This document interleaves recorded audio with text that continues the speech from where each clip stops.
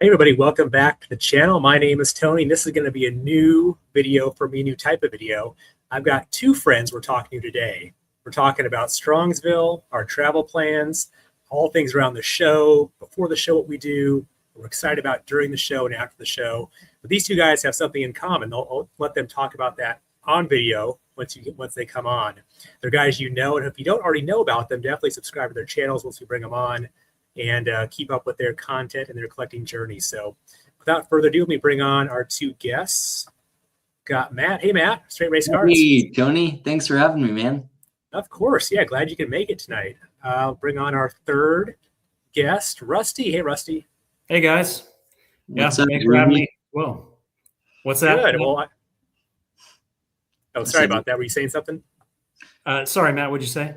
I said, what's up, Roomy? Yeah, that's right. Yeah, Roomies. That's the surprise right there. These guys are on YouTube. They share baseball content. They love cards, but they're also roommates, going to be roommates here for Strongsville 2026 in about, actually, it's 4 weeks. Today's Thursday. We're doing this Thursday, the 12th of March. So 4 weeks from tonight or tomorrow, we'll all be seeing each other. So good. Want to chat about that, our plans and our excitement here 4 weeks out. So thanks, guys, for jumping on late at night.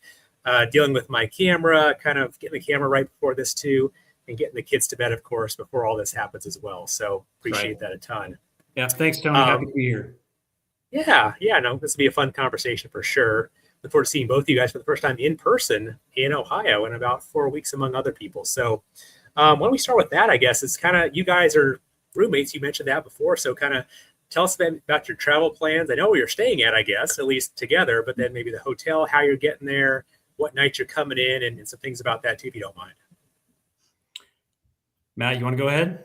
Yeah, so I probably am the latest arrival time out of the three of us, but I do have a direct flight from Dallas, and it gets in, I think, right around noon on Friday. So my plan is to basically just hightail it right to the show. So I've got, the VIP ticket, which means I can just jump right in. So it's going to be like, as soon as I land, let's do this, which is going to be awesome. So I in hindsight, it would have been nice to be there a little bit earlier, maybe, but anything is better than what I'm used to, because what I'm used to when I go to a card show, my wife gives me like a 2 to 3 hour window, and I'm like, it's like mission mode. So like, this is to have, a day and a half is almost like endless time for me. So overjoyed about it. It's going to be great. Cool, man. You'll be coming in like hair on fire. Uber's like speeding around the corner to get you there.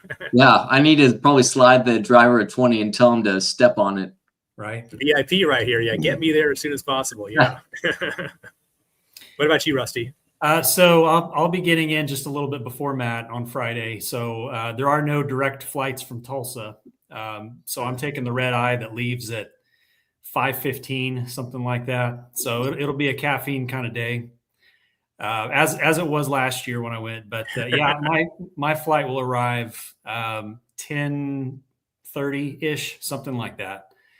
And okay. I'll head to the hotel, see if I can check in. Embassy is where we're staying. Okay. And cool. Then just head over to the show and meet up with Matt at some point. And we talking about how long we're staying, that kind of thing now, or you want to? Yeah. Why don't you go into your overall plans? I'm at the Embassy Suites as well, so we'll definitely bump into each other a lot, which will be fun. Yeah. Nice. Yes. So staying at the Embassy. And then I'll be leaving Sunday morning. So flight heads out. There we go. Flight heads out maybe 9 o'clock, I think. So not too early. Okay. Yeah, I'm the same way as well. I think I head out early Sunday morning. So it'll be short and sweet, but my goal is to maximize every minute of that. So there won't be a stone unturned at the show. So it'll be a ton of fun. That's cool, man. Yeah, the Embassy Suites is where I think is that where the get together is, I want to say? Yeah, I believe, correct me if I'm wrong, Rusty, but I believe Chris from Missouri is put on the meet and greet. Is that at the embassy, Rusty? Do you know? The Four Collectors thing, and I should know this, but the Four Collectors thing is Holiday Inn. By the way, are you seeing Tony locked up? I Oh, am. am I locked up? Yes. Okay. Mhm. Can you hear my voice still? We can I still can. hear It's you. a little eerie, but it's That's where I got some like weird stuff going on. Let me try to, well, we can try to work through it here, or yeah, let's keep going, I guess. okay. Yeah. Okay. I mean, at least it's not an awkward face, so you're good. Yeah, I was gonna say I could just stop this thing right now if it was kind of a weird one, but yeah. No, you're it's good. yeah, I wonder if it'll come back though. I don't know. We'll I'll try something else. But you guys, yeah, you mentioned about leaving on Sunday, right? Both of you. Yes. Okay. Yep. So leaving Sunday, and yeah, we were talking about the trade night and all that. So the trade night is, I believe that's at Holiday Inn, Mhm. and I'm not Okay. sure where Chris is doing a thing. Is that at the embassy? I I was don't know. thinking it was at the embassy. I need to double check with him. But I know he is spearheading that event, and it should be a really good time. If I know anything about Chris's legwork that he's done to make sure that everyone has a great time and everyone is seen and known, and it'll be really really special. And what a great time to kind of kick off the show and kick back and just enjoy some great time with some great people, because I know there's going to be quite a few YouTubers and then just people in the hobby community as well. And so that's going to be, I feel like it's just one big happy family reunion. Do you feel that way, Rusty and Tony, as well? It was nonstop last year. Yeah. Yeah, you were From there, the Rusty, time- so maybe you can give us some perspective on that too, for sure. But yeah, I'm Sure. looking forward to it a ton. Yeah, from the time I arrived until the time I left, it was just kind of buzz, excitement, and other than the time I would head back to the hotel room and kind of unwind and crash, it's waking up the next day and cards and community, and at that time meeting a lot of new people. So I'll know more people going into it this year, but last year I didn't know a lot of people. So I was showing up, which is a little strange, flying to Cleveland, Ohio, and going, well, I really don't know anyone here. Well, just other than some YouTube videos and a few phone conversations, that kind of thing, with a handful of people. But it was amazing. Have you That's guys good to hear. tried to explain that to your spouses or of close friends? It's like, hey, I'm flying out to the show. They're like, oh, are you going with a bunch of friends? And you're like, I am. But they're friends I met through YouTube or various card related things, and it kind of stops them there in track, and they go, huh, what's that all about? But it cracks me up every time. Yes. So story about you. I think I've told you this, but this was maybe late last summer, whenever we were talking about splitting the cost on a room, and I'd never met you, and I hadn't really talked with you that much. Yeah. And so I'm explaining that to my wife. Yeah, I'm going to room with this guy that I've been talking to, and I know him, but I don't really know him that well. She's like, you haven't met him? No, no, I'm going to room with him. She's like, you're crazy. You're crazy, but it didn't seem crazy at all. So no, Yeah. So I feel the same way. I just shared this with Eric over at the Card Closet. If you'll know Eric, great guy. Mhm. But I was telling him that the first time I kind of mentioned the same thing, Rusty. I said, I talked to him maybe once or twice on the phone, but he's a great guy. Trust me. She's like, how do you know that? I'm like, well, I've watched his YouTube videos. She's like, Right. He can edit anything.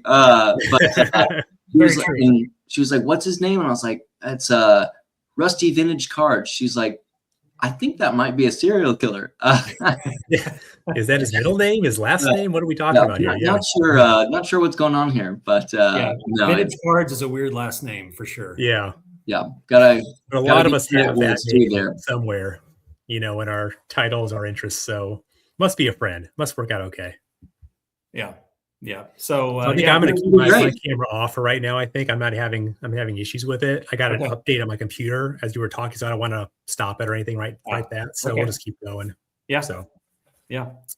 no, yeah, Yeah, that sounds great. So go ahead. Sorry. I was just gonna say there's a little trust that goes into it, but it's strange, you know. You hang out with these guys on YouTube and chats and phone conversations and all that, and even though we may not meet each other in person until next month, it doesn't feel that way. Yeah, no, I mean, it's great. I mean, Rusty, I would call, more than just a collecting friend. I'd, call him a friend. Now we know, our kids' names and families and know what's going on in our worlds. And it's special because it's something that really transcends a piece of cardboard and it becomes, something such, with such meaning. And I can say that with, most of the people I've met in this YouTube and card space. It's the reason why, all of us are getting up at, obscene hours and injecting caffeine in our veins so we can go to the show in Ohio in the first place. And, if it was just about cards, I'd go to the Dallas show tomorrow. The show's going on tomorrow. But the reality is I can really only get cards and a few friends at that show. Where in Ohio, the emphasis is on the people and the cards are just a byproduct of the great time we're going to have and the love that we have in cards. So it's really, when you flip the tables on that, it becomes way more special and meaningful than just another card show. Absolutely. Yeah, no, that's great. I think whether we get in Thursday night or Friday morning, there'll be caffeine everywhere, I think. So we'll all be pumped up, ready to go. And I forget now, I should know, but I think I got the VIP like you probably all did. But when does it open up on Friday? Just for those who may be checking their details on that. Do you remember? I think it was 10 a.m., either 9 or 10 a.m. Okay. I think it's a little later, maybe 12:30. I've got it here. If well, that's the case, I might still make the VIP entry. Yeah, Matt, you may be just on time. All right. Okay, it's on Friday. VIP entry is 12 p.m. Okay. You're not missing much. You're right there. On Saturday, it is 10 a.m. I'm good with that. Yeah. No, I'm sorry. VIP is 9:30 on Saturday. Oh, okay, that's what I read. Yeah. Good. Okay, so that about means half-hour difference. At 9:30 is when Rusty and Chris and Tony, we're all going to be elbowing each other, trying to jostle for that first entry into the show. That's right. Yeah, it'll be exciting no matter what, that first hour, the first minute, like seeing how it's laid out, bumping into people. I've not been to Strongsville, nor I think Matt, right? You haven't either. You've been to Dallas, no. It sounds like too. I went to the National last year, but clearly it's not the National. So it's just kind of like eyes wide open. Let's see what's there. And that may kind of segue us, if you don't mind, to our next topic we're going to talk about is, do we have a want list? And if we do, is it one card or is it 50 cards? Is it expanding? Is it changing? Is it really fixed? Or could it be influenced by something in the next 4 weeks? So I'll start with maybe either you, Rusty, or Matt. Do you want to go with maybe if there's one or two, or tell us about what you're looking for? Rusty, go ahead. Sure. So I'll kind of start by explaining last year. So last year I was on a mission. I was going after a 1953 top Satchel Paige. And that is a card that had eluded me at the Dallas show just a few months prior. And I was kind of on a mission there and just didn't find it. So I was just really searching for that card and trying to, walk the entire show to get all of the examples that I could possibly look at to see if I could find one that I liked and that was in my price range. This year, I'm not going to do as much of that. I'm not going to be dead set on a specific card, although I will say a T206 Christy Mathewson Dark Cap is probably at the top of the list. If I find the right card, right price, great. But I have a list of a lot of other cards. Okay. If I run across those, I'm getting some kind of computer update as well. Is there a Take a note. is there a back of the T206 that you would be interested in for the dark cap, or are you open to any of the advertisement backs? I'm pretty open. It's really going to be more about the front and the eye appeal of that and the price range fitting, Yep. because that's another card I was also looking at in Dallas and in Strongsville last year and just didn't find what I was looking for. But that's one where I don't feel like I'm in a hurry to get it. So if I don't see it or someone beats me to it or whatever, it's okay. I have a lot of other cards that are on the list, and a lot of these are it may be one player where I have a list of like 3 or 4 cards that I'm thinking about, and if I happen to run across one of those and it's the right fit, then I may purchase that. But it will likely, my big purchase will likely be a pre-war card of some sort. Awesome. We'll keep an eye out for you too. Get the word out there. Maybe someone will see it right before the show or during the show. So that's great. That would be great. That's something that I was thinking about this last week, was how can we as collectors all, since there's such a great community of us all going, how can we look out for each other? And so that one thing that I wanted to do was create a like a Google sheet that basically encapsulated who's going after what cards. And I understand not everyone is going to want to participate in that. Some people like to keep their their playing cards close to their chest, and I totally get that. It makes sense. But part of my reasoning and thought is, hey, if there's cards, I know Rusty is going after a dark cap or some other cards. As soon as, even if it's just kind of me glancing over that list and being like, oh, I think someone was looking for that card and I could go back and quickly look at it. I think that'd be, if we can help, the end goal is if we can just help one person find a card from that list, consider that a win out of all the people. So yeah, that's a fun little way we as a community can all kind of rally together to help each other. I know for me, I think I'm going to enter, I call my approach focused yet opportunistic. And so I know so I broke down the cards I want into, I call it my like A, B, and C tiers. For a lot of people that have followed my journey, they know a K-line rookie is hot on the press. Yep. And I may or may not have worked something out on the front end. So more to come on that one. Oh, there we go, Tony. Hey, imagine that, a miracle of technology in the live moment. I wouldn't have bet for that, but yeah, I'm back. So you look great. So yeah, the K-line rookie. So excited about that one. But then I think for me, it's like, okay, if I can create tiers, like, I think the right behind K-line would be an example of Charlie Gehringer.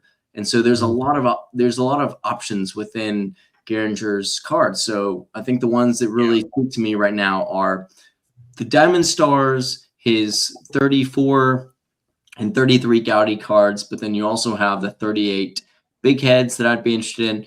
And so that's where the like opportunistic piece comes in, where it's like, I don't have a specific version that I have to come home with. It's like, no, if I see the right example of the right card at the right price, then I'll strike. And if I don't find a Gehringer, it's no big deal. Then I can look on the, call it the B cards, where it's like, there's, 56 Hall of Famers or Diamond Stars Hall of Famers. Yeah. And then go to the C list, where it's like, you can, if I'm running out of budget, I can look at things like 75 Topps Hall of Famers. And so it's kind of a nice little like checklist to work your way down. And at the end of the day, even just coming home with one of those A, B, or C tier cards, I'll be absolutely thrilled. The reality is I was laughing with Tony before we got on, because I told him that I think I'm up to some of it's selling, some of it's buying, but I think I'm up to already 7 pre-negotiated deals before the show. So it's and I think there is a reason though and heart behind that.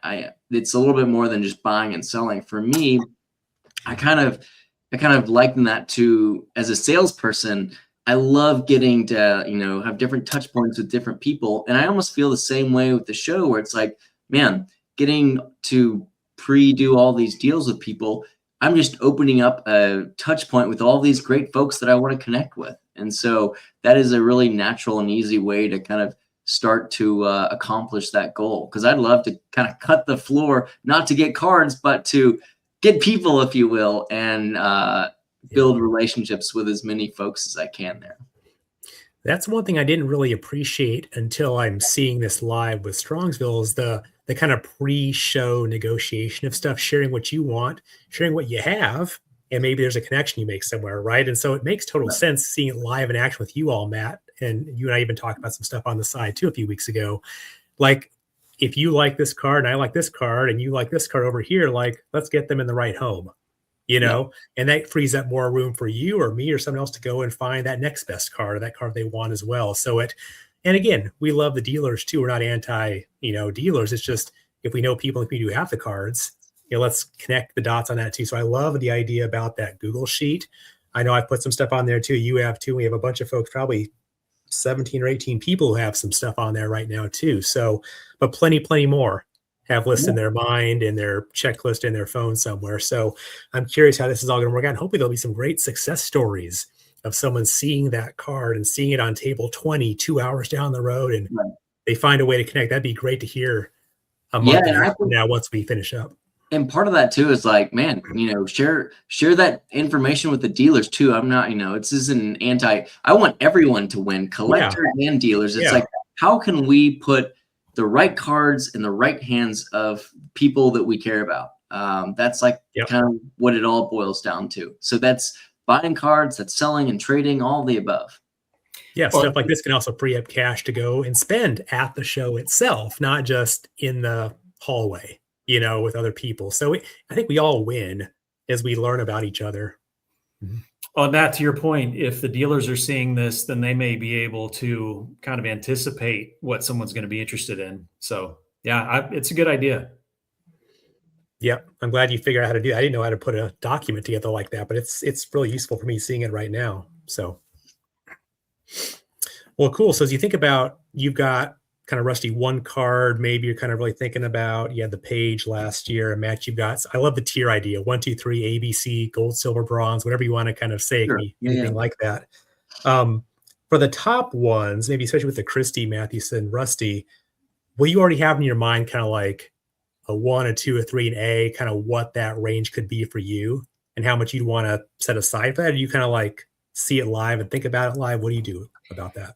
I kind of want to see it live, just see, because honestly, as I mentioned, the 2 big shows I went to last year for that card, I just didn't find it. I just didn't find a card that I liked that was in the price range that I was looking for. It's going to be lower grade. I mean, if I get a 2, I would be surprised. Just the last time I checked comps on it. But I just want to see it live and just see what's there. There could be something else that catches my eye. I mean, some of the other players, Walter Johnson, Tris Speaker, Zach Wheat, Mordecai Brown, Rube Waddell, those are all on my kind of first and second. I kind of have a loose tier list as well, but all of those guys have cards on that top tier and second tier list. And it could be that I just see one of those and go, I'm going to skip going for the Mathewson for this trip. I just really, as Matt said, I really want to keep an open mind with this one a little bit more than last year, and just take what the show can give me. That's a good approach. I like having like one, but having 9 potential backups, or at least ones you'd be like, you love to have as well. Because you may see number 4 on table 2 and be like, oh my gosh, that looks amazing, right? Do the circles, nothing else shows up, nothing else calls to you. And that's great. You found something that you can pick up, look at, touch and feel, tilt in the light. And you're like, this is mine. I got it. Right. So I think that's a good way to look at it. Well, that's such an important thing for me, buying a bigger card and being able to put my hands on it, because I've bought a big card. The last big card I bought was on eBay, and it's a little risky. You don't know what you're getting into. Fortunately it showed up and I go, All right.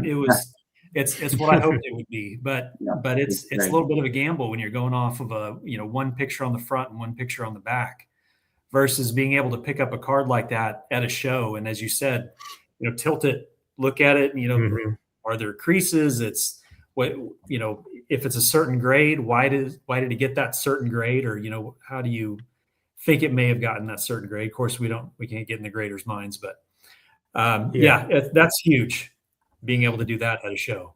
And Rusty, to your point, we've been talking about the 3 C's of this show: caffeine, cards, and community. That third C, Okay. I think, is so important when it comes to looking at those cards, because for the first, I don't know about you guys, like I don't get to go to shows with friends all that much. It's like basically, me, and I have this like honestly mission mode. I'm in a time crunch and I'm like burning through as many tables as I can. And it's like I can't slow down, really take time to like pour over every single aspect of a card. But the best thing is I can say, "Hey, Tony, Rusty, get over here. Come check this out. What do you think?" And my hope is that, is to get actual honest feedback, not just like, "Oh yeah, man, great." It's like, no, like, I value your opinions, guys. Like, tell me what we get that like euphoria of like, "Oh, I found the card," but it's like, no, like I want friends to tell me, "Hey, buddy, you missed a massive spider wrinkle that your eyes can't see, that you need to look at one more time." And so it's little things like that where we've got, I don't know, anywhere from 50 to 100. I would say I would trust anyone in the community to give their sound judgment. It's like I'm holding a coffee cup. It says iron sharpens iron, and that's what this is. We get a great opportunity to give each other sound judgment as we make card purchasing decisions. I had that exact experience last year with that page that I ended up buying. I was at Ash's table. I saw it. I was looking at it, and it was just a little bit more than what I was hoping to spend. And Chris from Missouri was standing there, and he was negotiating something else. And I sat it down and walked off and thought, I'm going to think about this for a minute. And I ended up catching up with him shortly after that, and I was talking with him about it, and it was within $50 of where I was, and he encouraged me, it's $50. Do you want to let that come between you and the card you want? And that was a great point. I was already there, I really was. I was about to go back.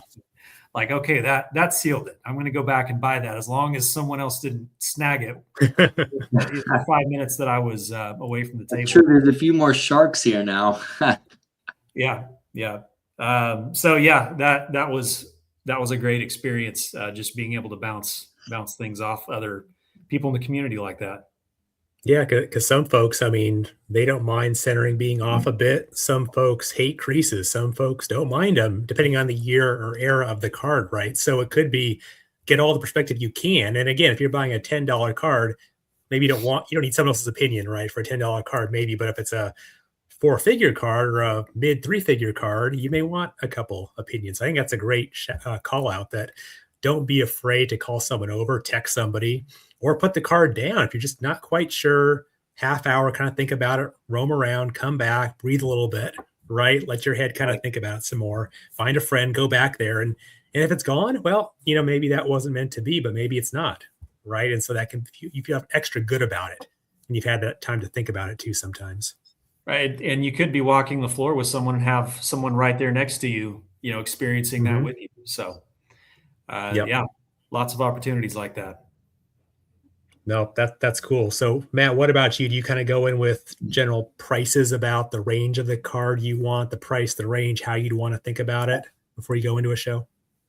I do. As I mentioned earlier, I love a good deal, and I have a strong passion for negotiation and, trying to get a card at the right price. I think that's probably where I need to like rein it in a little bit if I find the card I like, because my bent is just to go so hard in negotiation. And I don't negotiate in a way where I'm attacking or, derogatory towards anyone. I want to respectfully try to put as many dollars back in my pocket as I can. But I do try to do as much of the front end work and homework on comps and prices. And so what I'll do is the power of the Google Sheet, because if you've already downloaded it, you don't need internet for it. A lot of people don't realize that. So a lot of people, if they find a car, they're like trying to use internet at a show, trying to look up prices, and then their Wi-Fi or internet's gone bad because there's 100 other people trying to do the same thing. I can pull it all on an offline Google Sheets, and I've already done the homework, so it's easy to access. And I've kind of, at least for the cars that I really am looking for, I'm going to know exactly what range those relative prices need to be. I think I'm probably going to be in a similar place as Rusty, where I'm guessing I'm going to find a card, and I'm going to be such a stickler on price. I'm probably going to need some prodding of like, hey, buddy, you should fork over the extra $50 to get the card. But no, I think I love preparing for a show, and I love the front end research and knowing where everything's at. And so I'll go and make a spreadsheet of like relative comps. I mean, again, for the Garinger stuff, I'm not looking for any high grade cards.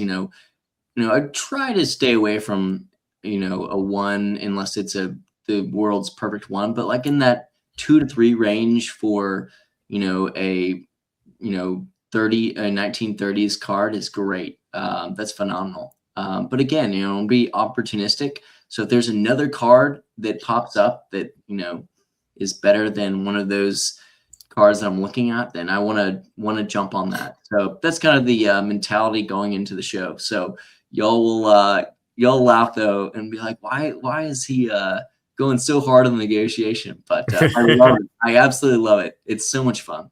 My wife always, when we have bought cars, not cards in the past, she always is like, Matt, just like, please just end up with a car. And I'm like waiting up, sweating up like a 5-hour negotiation because I know I can get another $1,000 from the dealership.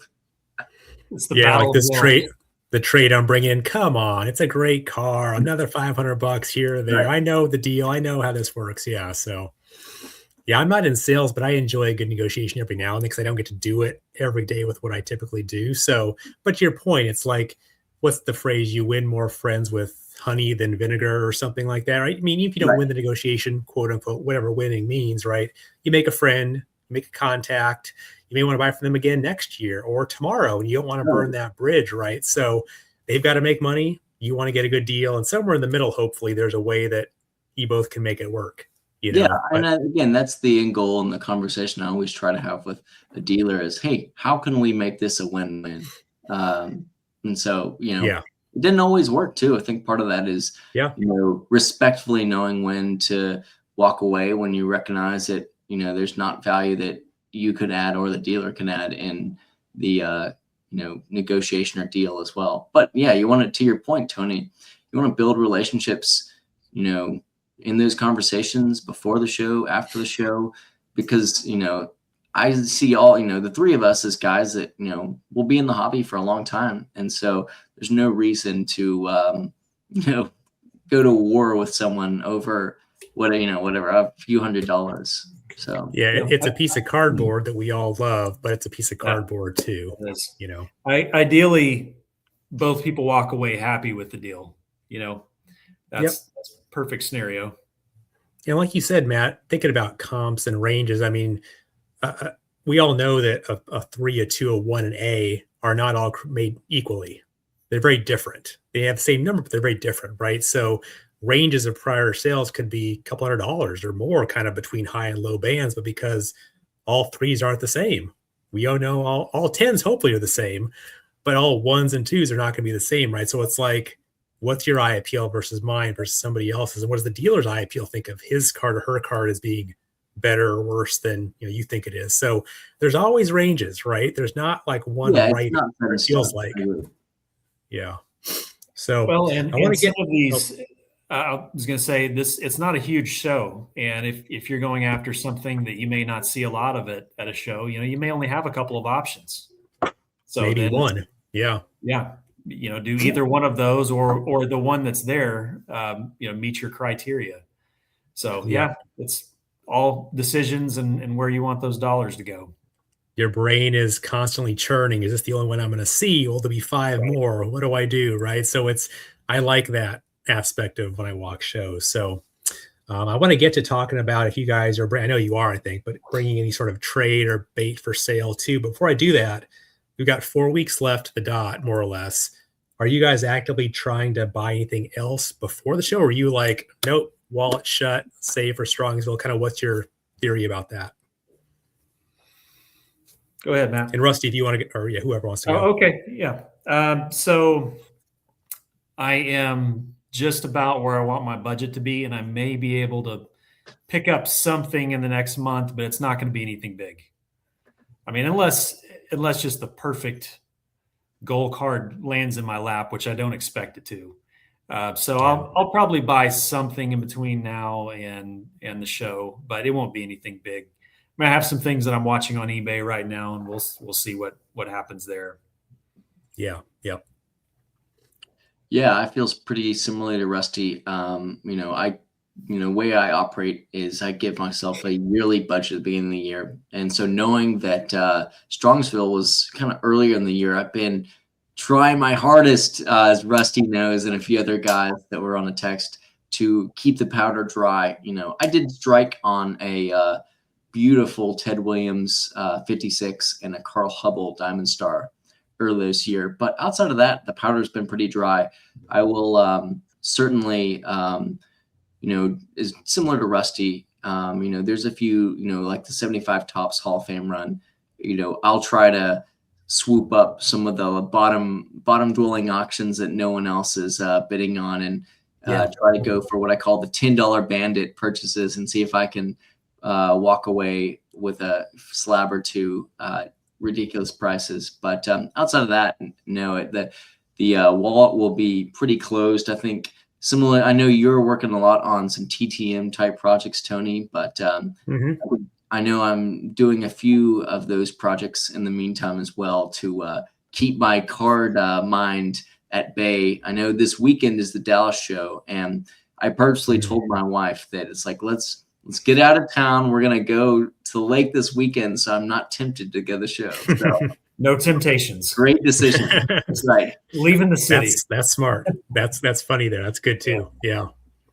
Nice. Yeah. No, I think the TTM thing's been good for me. I mean, I just enjoyed kind of using my hands to write stuff out, notes and letters, and getting cards back, whether it's a double or triple I have, or if it's a card I only own one of, and hopefully it comes back to me and doesn't get lost in the mail, right? But it's been a good way to distract from other stuff.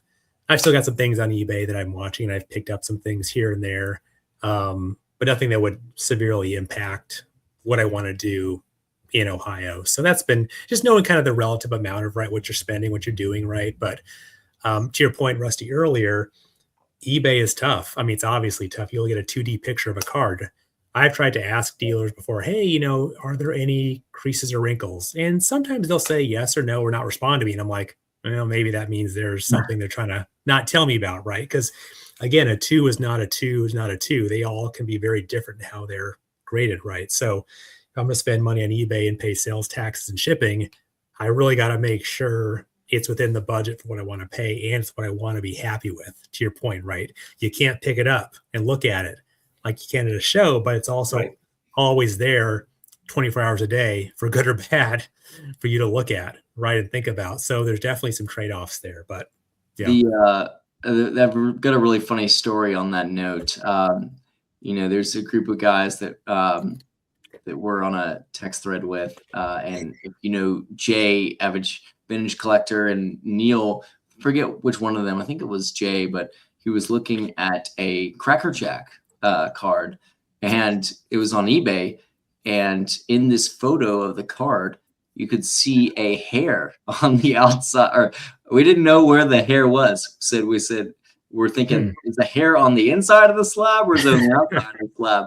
And it could go either way. It was a 50-50 ball.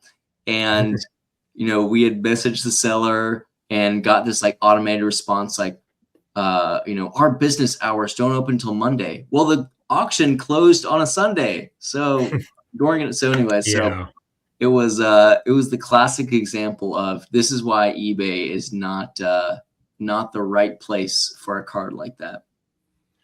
Yeah, sometimes I've gotten lucky more times than not, but I've also been pretty concerned about the lack of communication sometimes, or you zoom in or down at their angles, you're like, oh shoot, I see that all of a sudden. And so again, with shipping, sales tax, and the unknown, the risk is just too great for me on some of those cards above a certain price. Like a $10 card, maybe I'll take a risk on, and a dollar shipping, whatever, it's fine. But my threshold's probably a couple $100 or more, where I feel kind of like queasy about spending that much money on it. So, but sometimes they just call you, right? You want to kind of dive in and see, and Right. Cracker Jacks especially can be kind of pricey too, but good eyeball finding that stuff on the card too, the hair there. That was Well, good. even if you ask the seller for more information, I mean, you're going off of their word. And I've had a You card where are. I've asked, Yeah. and it's a card with great eye appeal. It was a lower grade. I asked if there are any things that weren't visible in the photos, and the response I got is no, it just really looks like an undergraded card to me.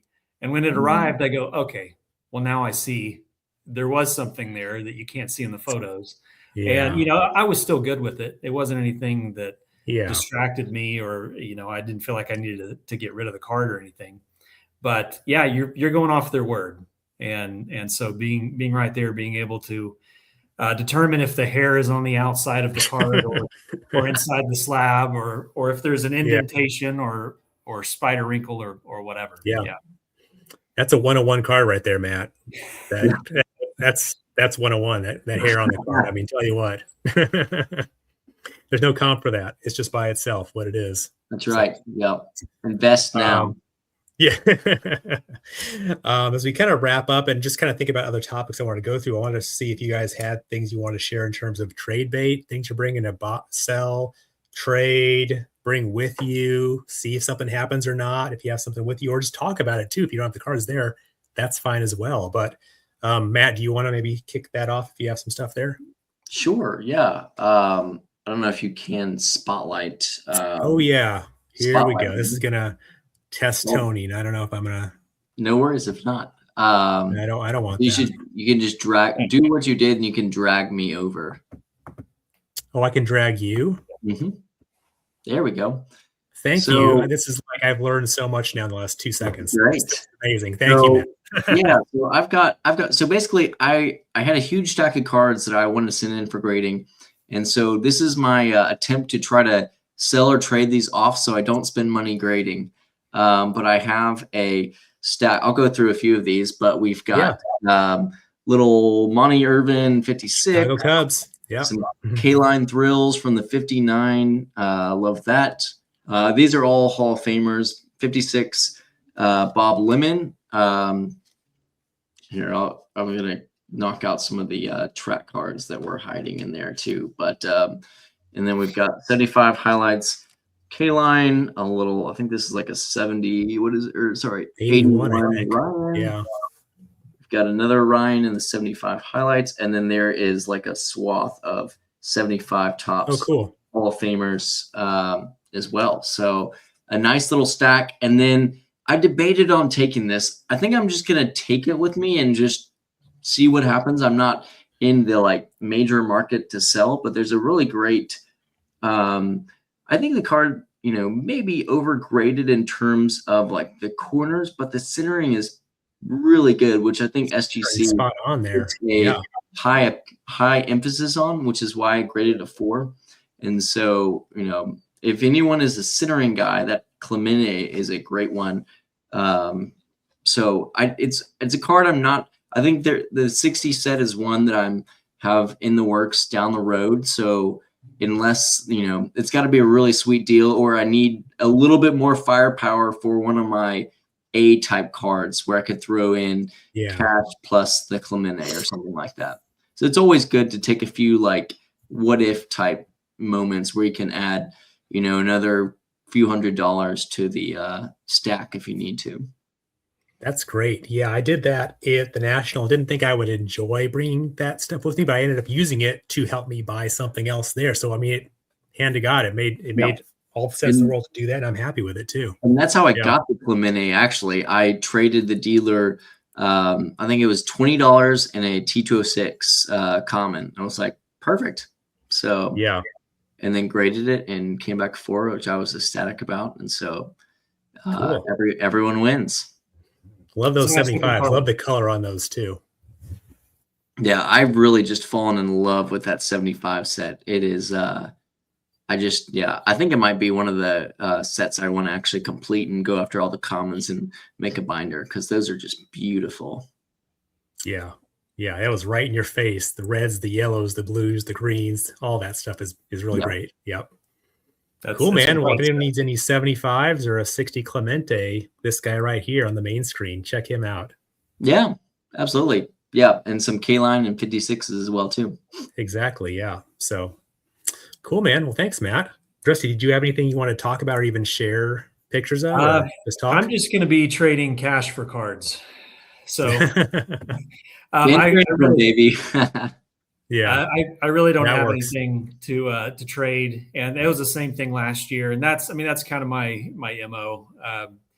I have a collection that a few years ago I really tried to kind of condense a little bit, and since then, if I get a new card and I think I have another one from the collection that I'm ready to sell, I usually don't wait too long. I don't let the grass grow under it, and it's usually out of the collection pretty quickly, and I'm using those dollars for something else. So I really just don't have anything worthwhile to bring that I'm ready to part with.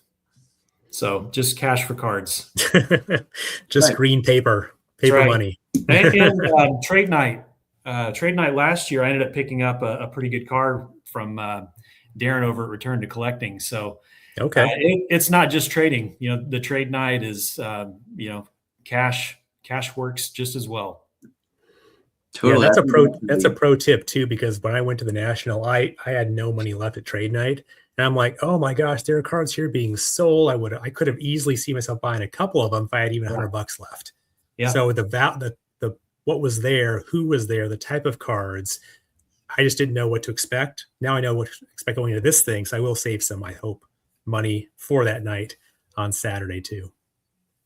Yeah, I think that it will be, I don't know if I have no idea what kind of funds I'll have, but I definitely think in my mind, it'd be such a great opportunity to pick off some of those like B or C type cards on my list. I think that's like the prime time to do something like that. And again, and maybe there's an A card there too. Again, being opportunistic. I don't know if I'm gonna have the funds, but we'll see. So it's the deal is it's going to be great either way. So I think it's like, it's about the people. I think all of us are going to probably end up with some cards that we're going to come home with. So we're going to be happy regardless. And it's going to be an amazing time. And I think cards we didn't maybe expect to get either. There may be some surprises when we talk about this in a month after the show, right? Oh, I saw that card. I just fell in love with it. Had it, wasn't on my want list at all, but here we are, Well, and Matt, you were talking about a typical, Saturday show there in Dallas. You get a couple hours and then you're back to dad and husband and all those things.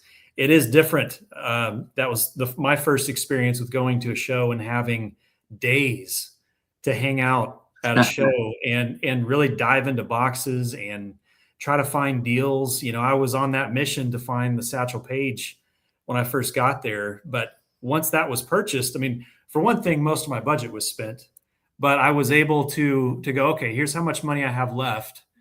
I have an entire day left on Saturday that I was going to be at the show. And it was just fun, just diving into boxes, going through binders, looking at some of the lower tier items on my list and seeing if I could find some of them.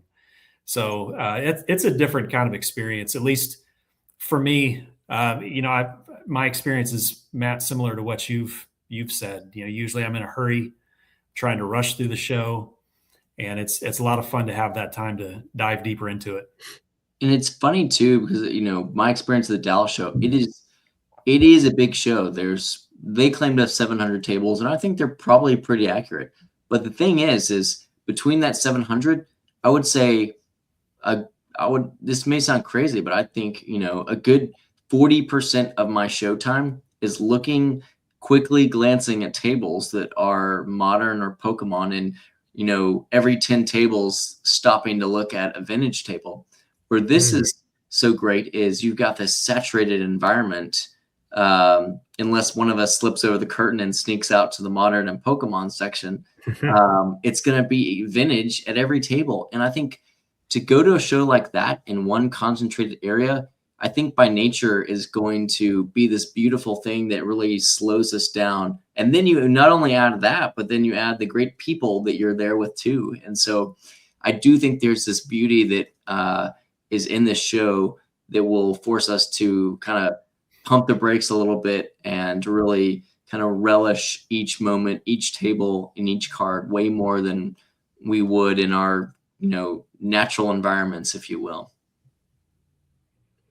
Yep. We'll see what it's like. I'm certainly I'll probably walk up and down all the aisles at some point, but probably not first. I'll be on the vintage side first primarily, but I'll walk up and down and see what's over there too. But I'm curious what they'll have, what percentage it's going to be, and just how it's going to feel split or together. So we'll take it all in, but definitely I'll spend more time on the vintage side with you guys. Tony, are there any cards that you're looking to pick up? Yeah, no, I mean, I have kind of like an A, B, C list as well. The A list is probably not possible, just given kind of what I'm putting together for the show, but it's kind of a hope for in the future type of list. But mostly it's going to be around Cubs cards, pre-war, post-war. There's like T206s. I'm trying to complete the infield Tinker, Evers to Chance. I've got Steinfeld. I've got the Chance. So Tinker and Evers in the middle there. Would love to get a T206 of them at some point. Grover, Cleveland, Alexander has some cool exhibit type cards in the early 1920s, which would be cool. The 53 Satchel Paige, Rusty, is actually on my list too, but I picked up a Page item. I haven't shown it yet a month or so ago that may kind of quell my want for that until kind of down the road. But I love that card. 53 is so beautiful, the way the artwork is. If I see when I may still stop and look at it and see kind of what it's priced at. But also there's a Cracker Jack too. Specifically, it's not very common. It's the last card in the 1915 set. It's James Hippo Vaughn. He was a pitcher for the Cubs in the 1910s. And not a Hall of Famer, but a Cubs Hall of Famer. You don't see a lot of them on eBay. There's been a few that I've missed out on the last few months here. But if I see one there, that's when I want to pick it up there, because Evers and Chance, you can see them on eBay all day long. They're all there, right? But this guy's card isn't around that often. So I'd love to pick up that potentially too. But I'm inspired by a lot of things. But I personally use a list to kind of keep myself in check and focused. My list may be A, B, C and have 50 cards on it, but I think everything's beautiful. So I kind of need a list to focus me and focus on what I really want to get. I'll probably try to prioritize the ones I don't really see a lot on eBay, on Facebook, on just kind of commonly out there. But again, I say that now and we'll see in 4 weeks what happens. So Tony, you're getting in Thursday. And Thursday, yeah. And when are you leaving? I get in Thursday. My flight lands at 7:30, I think. So I'll be at the hotel hour or so after that, give or take. Leaving on Sunday. I'm leaving on Sunday at 2 p.m. Okay. So I'll be there the entire time as much as possible. I've got direct flights in and out from Phoenix, and there were some that left earlier and later that were like multiple stops. My recent experience with multiple stop flights in 2026 has been delays can happen. You get kicked off, and and I don't want to miss that. So I did happy to get those things. So I'll be there the whole time, Friday through Sunday, MC Suites. Yep. Great. You guys are lucky to get those direct flights. You know, we don't have quite as many direct flights here from Tulsa. So I have a stop no matter how I dice it. Yeah. The nonstops, of course, are going to set you back a few more bucks than the stops, at least from where I'm going at too. But plenty more were 1 or 2 stops. And I just came back from somewhere, and I tell you what, the weather gets in the way. It like dominoes effect. You just like lose flights, and you may get kicked out and jump on the next flight, and all of a sudden it's midnight. You show up somewhere and you're like, oh, that's not what I wanted. At least I'm here, but not what I wanted, right? So hopefully those flights work out well, but I'm going to look forward to enjoying it and seeing you guys over there too. MC Suites as well. We'll all be in that same lobby, the same elevator, breakfast area, talking, chatting, hanging out, which would be great. Looking forward to it. That's Yeah, awesome. yeah. It'll be great. Well, cool, man. Anything else you guys want to cover, think about before we log off here tonight? I have a quick question. At a show like this, do you guys, if you're going after, whether it's one card or multiple cards, do you walk the entire floor? Or if you see a card at table one, do you buy? That depends. That's always the easy answer, right? It depends on what the card is, but I'm more of like a logical, let's walk up and down most of the rows just to get a sense of like what's going to be there, what the prices are going to be like. But if some of those cards I just mentioned are at table 5, I will stop right away in a dime and like ask about it, look at the card, pick it up. And if I feel like it hits all of my kind of eyeball sensors and the range is reasonable, I'll talk to the guy, he or her, and say, hey, what do you think about this? Let's try to get a deal done at 10:05, whatever the first few minutes are. Yeah. How about you, Matt? Yeah, Rusty. I don't want to unearth my negotiation tactic. No, just kidding. I know I am. When the ammo is in the holster, it's ready to fire. That'll be my analogy. So I'm ready to wheel and deal. But certainly, I'm gonna do my. I will say I'm gonna do my feelers out early for. I do know a few folks that will be a part of that Thursday setup.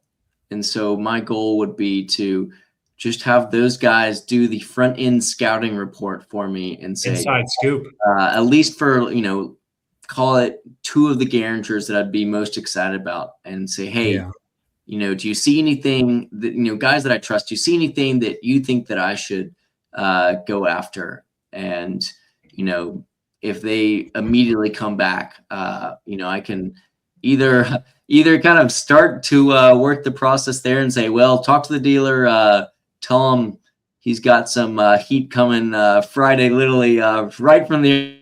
But so I'm hoping to do kind of a little front end research from some trusted scouts, and then when I actually come up and start. You see a guy just running full speed into the show with his suitcase. Know that I'll be ready to fork some cash out. Nice. Matt, you're a runner too, so you have an advantage on all of us, right? Right. That's why I like dashing up and down. Don't get in his way. I'm giving y'all a couple hour head start. So those nice Nikes on there, running up and down. Yeah. So collegiate level track star running across the show floor. No, I am I'm just the old washed out dad. No, I'm going to be tired from the show on Saturday because Gordon and myself and maybe a few others are going to go for a run that Saturday morning. So open invite to anyone who wants to go on a run before the show. We're going to probably go early, and it'll be another great chance to spend some more quality time with some other folks who love cards and running. How long are you running, Matt? The distance? I could go anywhere from 2 miles to 20 miles, depending on how far someone wanted me to go. So I always say that I want to be flexible to run with someone that just walked off the couch to if I had a teammate that was still training professionally, might painfully be ready, but I'd be ready to try to, run a little bit with them. So cool. Now I've got a half marathon I'm doing the week before Strongsville. So my shoes will be worn in, my legs will be worn in, but I may take you up on that if it's something in the single digits, small single digits. It'll most likely be single digits. Yeah. Gordon might think otherwise, but Gordon, if you're listening to this, we're trying to tone you down, man. I know you're a stud, but Athlete Archives, but cool. It'll be great. So yeah, come on. That'd be awesome. We'd love to have you. Good. Yeah. Running invites for Saturday morning. It'll be fun. Yeah. May take you up on that. So I'll probably see you guys at breakfast.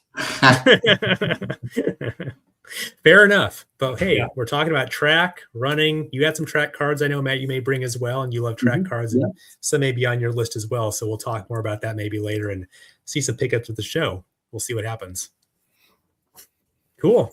Well, thank you guys. We're running up about an hour right now. I want to make sure we get us back to our evening duties and things like that. But this has been fun. Thanks for sharing your thoughts, insights, your cards.